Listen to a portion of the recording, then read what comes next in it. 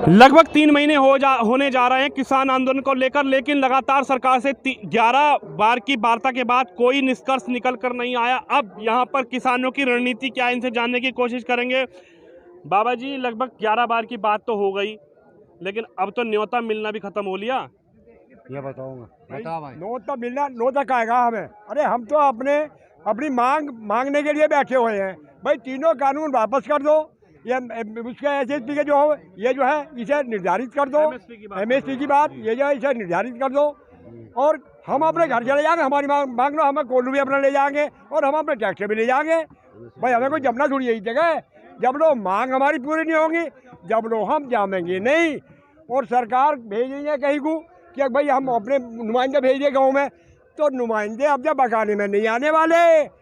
वो भोले आदमी अब नहीं है, अब जब पढ़े लिखा बालक है हमारे भी घर जाने की जाने। कानून वापसी तभी घर वापसी, सीधा जवाब ये है बस। लेकिन लगातार सरकार को अब ये नज़र आ गया है कि जो किसानों का धरना चल रहा है, हो सकता है कि 2022 में कुछ ना कुछ सरकार और किसान का जो डिस्प्यूट चल रहा है, जो मामला चल रहा है, किसान कह रहे हैं कि हमें ये 3 कानून वापसी लेने चाहिए गवर्नमेंट को। गवर्नमेंट कह रही है कि हम सरकार के हित में लेकर आए हैं। तो क्या 2022 चुनाव की यदि बात की जाए तो उसमें क्या फर्क पड़ता हुआ नजर आएगा? बहुत फर्क पड़ेगा, इतना फर्क पड़ेगा बिल्कुल सफाया हो जाए, जीरो पे हो जाएगी बीजेपी, जीरो हो जाएगी, जीरो हो जाएगी और कोई वो नहीं है का है। मंत्री तक हाँ। नहीं पड़े। अच्छा बाबा जी, एक बात बताओ। मैं एक बात अब ये निकल कर आ रहा है कि अमित शाह जी ने मीटिंग करी और अपने नेताओं को समझाने की कोशिश करी कि आप किसानों के बीच जाइए, आप उनके गांव में जाइए, उनको समझाइए कि भाई आपके हित में ये बिल लाया गया है।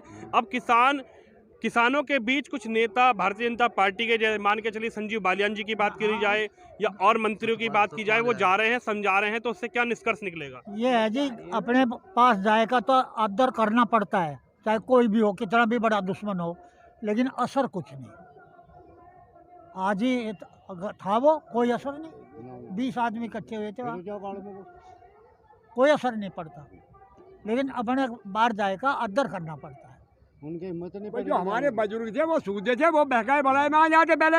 अब जो है हमारे बच्चे पढ़े लिखे होशियार हो गए, समझदार हो गए, किसी के बकाए में नहीं आएंगे। वो तो अब वो देख रहे हैं कि क्या क्या कारनामे हमारे साथ हो रहे हैं। नहीं, तेल कितना महंगा, खाद कितना महंगा, किसान क्या करेगा हैं? बालियान डोगट में जा रहा था, 20 आदमी थे टोटल, 20 बताओ। डोगट में देख लिया सर। 20 साल हरिकृष्ण चौधरी के पास जा रहा था। वो वहाँ तक खिसका, उनने फट नरेश को फोन करा, ताला आया था, टरका दिया। हाँ ऐसे यानी कि बीजेपी के जो नेता जा रहे हैं आजकल गांव में, देहात में समझाने के लिए, उससे क्या प्रभाव कोई पड़ पाएगा? बिल्कुल नहीं पड़ेगा, बिल्कुल नहीं पड़ेगा, रत्ती भर नहीं पड़ेगा। देखो, जो ये गांव जाकर चौपाल लगा रहे यार, वहाँ 10 लोग इकट्ठे नहीं हो रहे। जो एक बार ये लहर आई ही भाई मोदी, छोटे छोटे बच्चे भी आवाज लगा रहे भाई कौन बनेगा, भाई मोदी अब बनेगा। तो हमारा किसान इतना और करेगा, भाजपा का नेता अगर कोई जाएगा तो हाथ जोड़ लेंगे, भैया तू घर को चला जा, अपने जा। इतना और करेंगे कि हाथ जोड़ लेंगे, भैया तू अपने घर को जा, तुम्हारे बकाए में नाम देंगे। अच्छा ताऊ जी, मैं एक बात मैं आपसे, आप लोग बुजुर्ग हैं, आप लोग किसान हैं, आप लोग धरती का सीना फाड़ के लोगों को अन्न पैदा करके देते हैं। मैं आपसे एक बात जानना चाह रहा हूँ कि यहाँ से महज दिल्ली 10 से 11 किलोमीटर दूर है। यहाँ पर सांसद जी का भी निवास है, यहाँ पर विधायक जी का भी निवास है, यहाँ पर खुद प्रधानमंत्री जी रहते हैं। क्या भारतीय जनता पार्टी को या अमित शाह जी को या फिर उनके जो लोग हैं उनको ये नहीं कहना चाहिए कि आप गांव की तरफ ना जाकर यहाँ पर जो बैठे हुए किसान हैं, एक बार उन किसानों से बात करें? हाँ बिल्कुल, उन्हें चाहिए कि भाई किसान को परेशान है, उनकी समस्या सुलझाओ। गांव क्यों जा रहे हो तुम तो उन्हें, मोदी जी को, योगी जी को, इन्हें समझाओ। किसानों की जो मांग है उन्हें पूरी करो। किसान अपने घर जा रहा, तुम कहीं जाओगे ना, हम कहीं आगे जाएंगे, हम तो अपने घर चले जाएंगे। गांव में जो बैठा है वो इस किसान का बच्चा बैठा, उसकी घरवाली बैठी है, उसकी लड़की बैठी है। वहाँ कौन है? किसको समझाने के लिए भेज रहे हैं मोदी जी वहाँ? अच्छा, यदि वार्ता करनी है यहाँ में किसानों के बीच में, हमें किसानों से वार्ता करें। अच्छा, जो भी कुछ रास्ता निकलेगा वो तो यहाँ से निकलेगा। अच्छा, गांव से क्या रास्ता निकलेगा? जिस दिन से ये सरकार आई, जिस दिन से सरकार है 4 गुने 4 गुने जो है बिजली के बिल बढ़ा दिए गए। अच्छा जी। 19 रुपये जो है 1 साल के अंदर जो है डीजल पेट्रोल में बढ़ा दिया गया। यार किसान का जो वाहन है ट्रैक्टर, उस पर 28% यार GST लगा दी। जो ट्रैक्टर की कीमत 5.5 लाख रुपए थी, GST हटा दी जाए, यदि GST हटा दी जाए इससे, तो ये किसान का यंत्र ये मिलेगा 4 लाख रुपए के आसपास। अच्छा, जो आज 5.5 लाख के आसपास है। अच्छा, ये जितनी मार गिर रही है सरकार, ये तो किसान पे गिर रही है।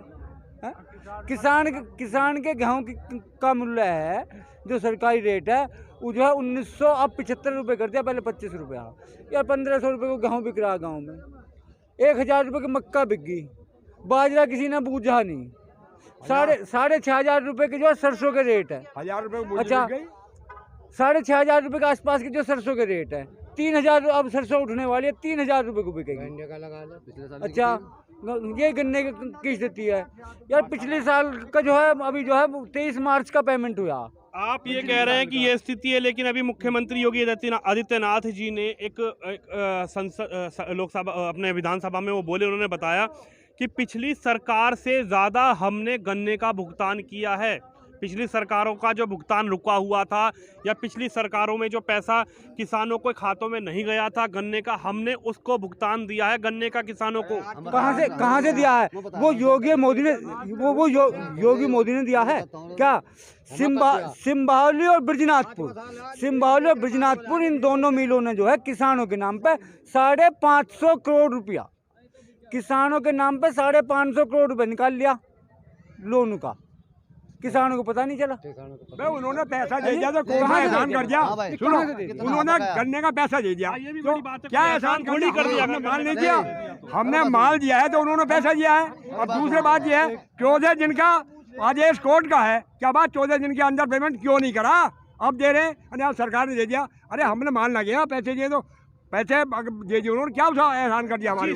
लेकिन सबसे बड़ा सवाल किसान ये उठा रहे हैं कि मुख्यमंत्री जी, आपने कहा था कि 14 दिन का आप हमें जो गन्ना मिल वाले हैं उनसे हमें पेमेंट दिलवाएंगे। 14 दिन के वादे का क्या हुआ, इनसे ही जानने की कोशिश करेंगे। बाबूजी, 14 दिन की कही थी मुख्यमंत्री योगी आदित्यनाथ जी ने, 14 दिन में मिले पैसे के ना मिले? मुख्यमंत्री नहीं, ये संविधान, एक मिनट, ये संविधान में लिखा है यार, 1948 में लिखा है यार, अगर 14 दिन में किसान का पैसा ना मिलता हो तो जो बैंक ब्याज दे रहा अपना ले रहा उसी आधार से किसान को देगा। नंबर 1 तो ये। नंबर 2, जो आप अभी भी कह रहे थे ना, योगी जी ने कहा 12,000 करोड़ रुपए हैं यूपी के बकाया में। और मैं अब उत्तराखंड की थोड़ी बात करता हूँ, वहाँ भी बीजेपी सरकार, Iqbalpur sugar mill, Lakshmi sugar mill private limited Haridwar में 4 साल से उन्होंने पैसा नहीं दिया। 17, 18, 19, 20, 21 हैं ये बात बना रहे। वहाँ भी तो त्रिवेंद्र बैठा है मुख्यमंत्री, और यहाँ बैठे ते सब बकवासबाजी। अपना ऐड दिखाया ना टीवी बनाएगा कि हमने किसानों का बहुत भला कर दिया। लो दिखाया तो 12,000 करोड़ रुपए यूपी के। देखो 1180 करोड़ अभी बकाया है पिछले साल का, और इस साल का तो सवाल ही पता नहीं। 12,000 करोड़ रुपए बकाया यूपी के उत्तराखंड से लग 550 करोड़ रुपए इकबालपुर शुगर मिल पर उत्तराखंड की हरिद्वार में 550 करोड़ रुपए बकाया।